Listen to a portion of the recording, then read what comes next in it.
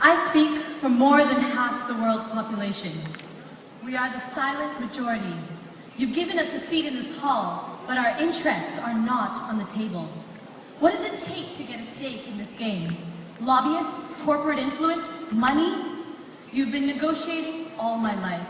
In that time, you've failed to meet pledges, you've missed targets, and you've broken promises. But you've heard this all before. We're in Africa, home to communities on the front line of climate change. The world's poorest countries need funding for adaptation now. The Horn of Africa and those nearby in Kwamashu needed it yesterday. But as 2012 dawns, our Green Climate Fund remains empty. The International Energy Agency tells us we have 5 years until the window to avoid irreversible climate change closes. The science tells us that we have 5 years maximum. You're saying, give us 10.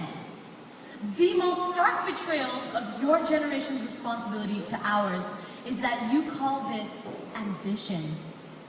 Where is the courage in these rooms? Now is not the time for incremental action. In the long run, these will be seen as the defining moments of an era in which narrow self-interest prevailed over science, reason, and common compassion.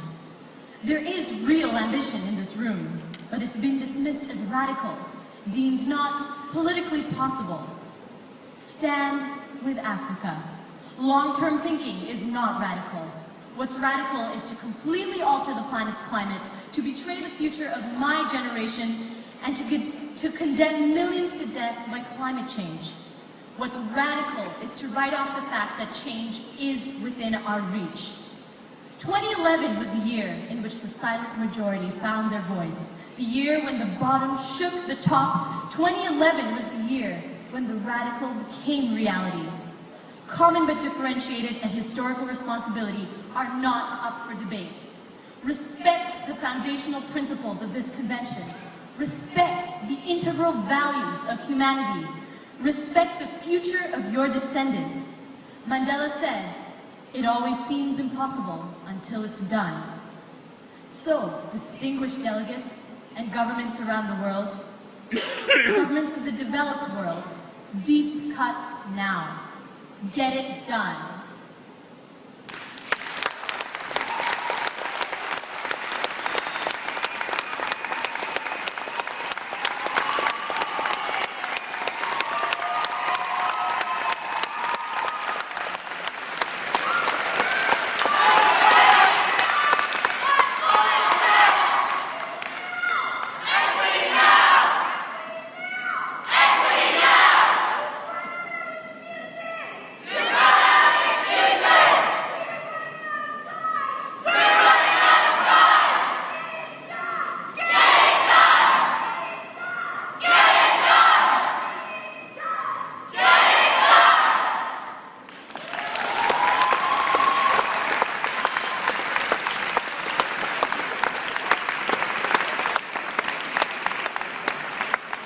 Thank you, Ms.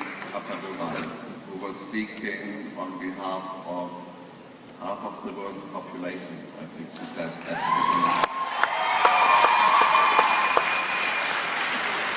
And on a purely personal note, I wonder why we let not speak half of the world's population first in this conference, but only last.